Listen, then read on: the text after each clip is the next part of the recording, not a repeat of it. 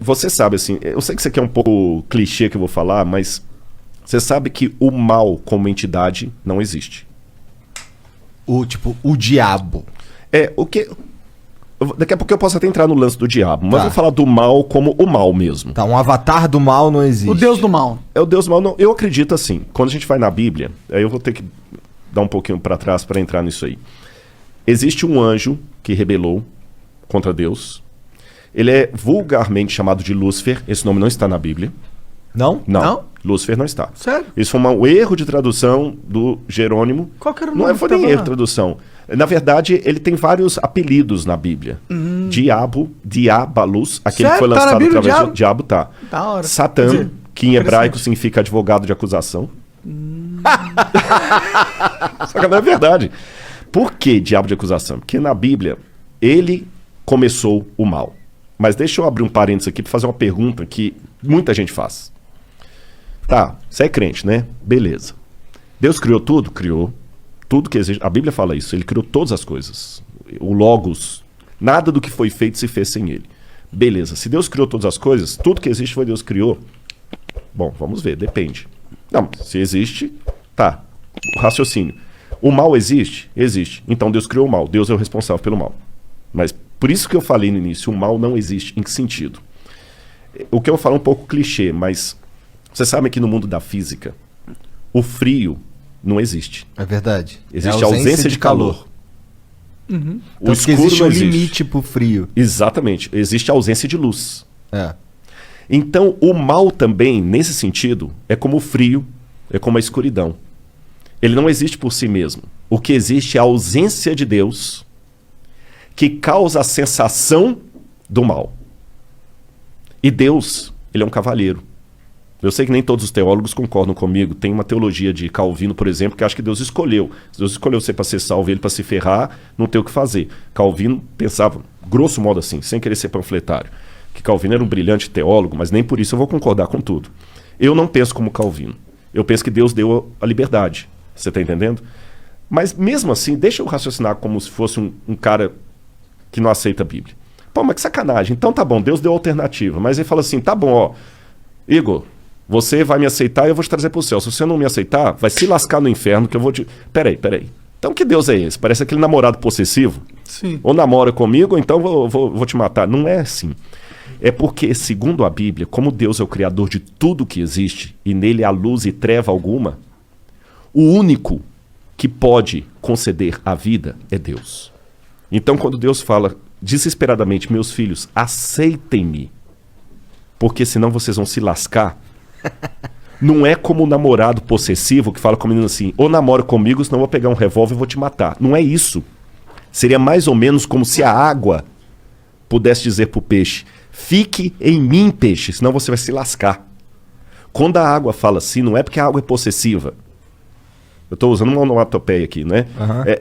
Não é porque a água é possessiva, não é porque a água é namorada. É porque não dá para viver fora. É porque não dá para viver fora. Então, quando Deus apela, filhos, vivam em mim, porque senão vocês vão se lascar, é porque Ele nos ama. Eu não estou aqui para pregar, não é púlpito, mas isso faz parte da minha essência. Por isso que, para mim, o menininho me cumprimentando aqui do lado, cara, não é só eu simplesmente falar assim, pô, que legal, eu sou famoso. Não. O assunto que eu falo é arqueologia. É porque se o que eu falo for verdade, eu não posso ficar calado, Igor. Você está entendendo? E aquele lance que eu falei da cruz de Cristo, os romanos crucificaram milhares de pessoas. Mas aquela crucifixão de Jesus de Nazaré foi diferente. Por quê? Vou te falar por quê. Vou contar uma historinha para você. Um rei, vou responder igual Jesus. Jesus contava uma história quando o pessoal perguntava. Um rei uma vez deu uma regra no reino dele. Ninguém pode roubar. Se alguém roubar, eu vou mandar arrancar os 2 olhos. Cara, funcionou, ninguém roubava. Você podia dormir com a porta aberta, o cara das trancas nem vendia tranca. Delegacia só quando era uma briga, assim. Até que um dia chegaram pro rei e falaram assim, majestade, nós pegamos um rapaz roubando aqui, a sua lei fala que tem que ter os 2 olhos arrancados. Ele falou, tudo bem, só que tem um problema, é o seu filho. É o príncipe. E aí? Vocês têm filhos? Tenho. Eu não tenho. O que você faria, monarca? Você é o rei. Se eu sou o rei, eu mando arrancar os olhos. E você, Igor? Bom, se eu sou o rei, se eu sou o Igor, eu ia apoiar. Não, minha filha não, irmão. Todo respeito aí. Eu perguntei de propósito. Mas se eu sou o rei... Você é o rei, Igor. E pai da sua filha ao mesmo tempo. Então, é que se eu sou o rei, eu preciso mandar arrancar os olhos, né? Você arrancaria mesmo da sua filha? Pensa nela agora. Cara, olha, se a gente quiser entrar nessa, eu forjaria a morte, eu executaria de mentira, exilaria a minha filha pra algum lugar, porque aí eu consigo manter o rei que pune quando alguém rouba e consigo salvar a vida da minha filha, só que eu não consigo manter ela perto de mim. Uhum. E teria uma coisa também. Você nunca ia poder olhar nos olhos da sua filha e falar, você tem um pai honesto. Verdade. Ah, mas por isso eu falaria. É porque o negócio do rei, de você não... É porque é um mau exemplo. Porque aí você abre a permissão, entendeu? E aí você vai ter uma... Se eu sou o rei, manda lá pro STF, lá no Brasil. Lá. Nem entra nisso porque eu não quero que o Flow tenha problemas. Nem eu. Bom, mas eu também não seria um rei que ia colocar roubo com perda de olho, né? Já funcionou. Ninguém roubava. Ah, mas funcionou porque é uma pena muito punitiva. Mas poderia ser uma pena não tanto punitiva que também funcionaria, talvez, né? Posso dar a solução bíblica para responder a pergunta dele? Por Claro. quê? Esse rei falou o seguinte: palavra de rei não volta atrás.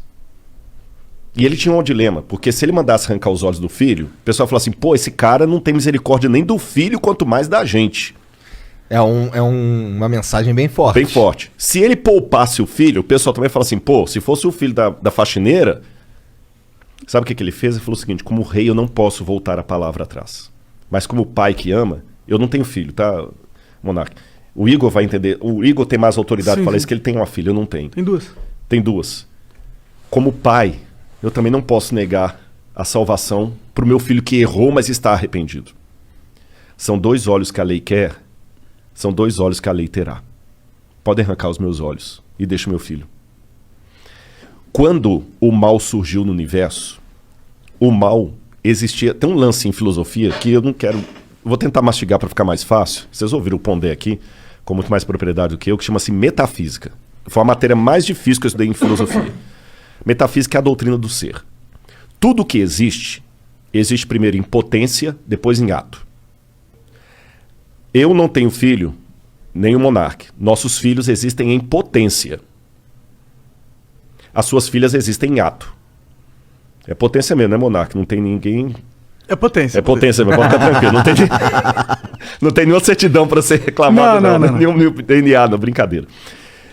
Então, os nossos filhos aqui existem em potência, porque eu posso ser pai, ele também pode. As suas não existem em potência, elas existem em ato, que elas já existem.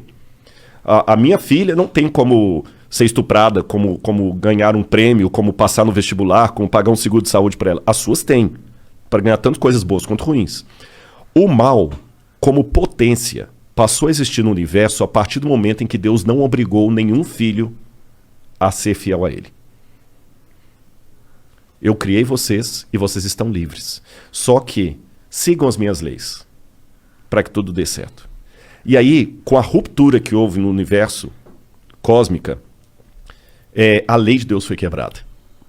E a punição era que o pecado passou agora de potência a ato. Ruptura cósmica? Ruptura cósmica. Que quer dizer porque com o universo estava numa harmonia que foi quebrada.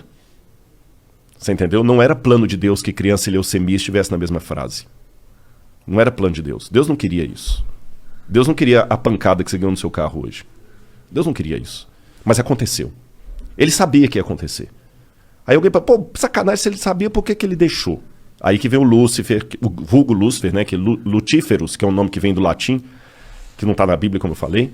Mas vamos chamar de Lúcifer assim mesmo. Vem o Lúcifer, que faz toda a rebelião e tudo. E a sentença agora é a morte. Aí a segunda pessoa da divindade, que é Jesus, fala assim, tudo bem. São 2 olhos que a lei quer, a lei está exigindo a morte, eu vou morrer no lugar da humanidade. Então, na crença bíblica tradicional, o fato de Cristo morrer na cruz do Calvário, que não foi apenas um carinha que rebelou contra Roma, ele morreu a morte redentora. Por isso a gente chama de Cristo Redentor. Ele morreu no lugar do pecador. Ele que não era pecador morreu. Por isso que no Antigo Testamento sacrificava um cordeiro inocente para representar o Cristo. Ele morreu. E é graças à morte dele que hoje, se algum de vocês receber uma notícia ruim de morte, eu tenho algo de esperança para falar concreta, real. Só uma notinha antes da gente continuar aqui, eu quero só botar agora, tudo que eu falo, eu gosto de pensar também com a cabeça do nosso ouvinte aí, que de repente não tem a base religiosa, que eu falei, esse cara tá falando tonteria, né? Se eu falasse aqui com vocês da teoria de Kardashev, Que é? Kardashev foi um físico russo, respeitadíssimo, que criou a hipótese que existem civilizações muito avançadas, muito mais avançadas do que a nossa, e cada uma dessas civilizações, ela usa melhor a energia do universo deles. Faz sentido. Né? É o que tá acontecendo com a gente, né? Exatamente. Devagarzinho. Só que ninguém viu essas civilizações. Uhum. Ele fala, existem, elas estão lá, e elas nos observam. Kardashev... Segundo a teoria do Kardashev. Kardashev. De que ano que ele viveu? O Kardashev é do início do século XX, 1920, 1930, tá. Moderno, por aí, até. é moderno. Ele é contemporâneo da época de Einstein, aquele pessoal todo lá. Entendi. Então, quer dizer, o Kardashev, quando ele coloca isso, se eu falar da teoria de Kardashev numa faculdade de física, ninguém vai rir da minha cara. Só qual que é a prova empírica, matemática, científica que eu tenho disso aí? Zero. Mas se eu falar de Deus e de outros mundos, aí parece conto da carochinha. Por isso que eu fico muito... Pô, de fato, na boa, eu fiquei muito legal de vocês terem me chamado aqui, porque vocês não têm preconceito. Você entendeu? Não tem, mas não, dependendo do lugar que eu for, se eu falar da teoria de Kardashev, que é muito, muito louca, você entendeu? Pessoal, que legal, pá. Mas se eu falar de anjo, de céu, de plano superior, de potestades, aí, né, esse cara é biruta. Então, na verdade, o Kardashev está falando a mesma coisa da Bíblia, só que numa linguagem acadêmica que todo mundo aceita. E para mim, como acadêmico, antes de ser pastor ou crente, eu falo para você, faz um sentido medonho o plano da salvação em Cristo Jesus. Sabe? Faz um sentido medonho. E ele mudou minha vida, cara.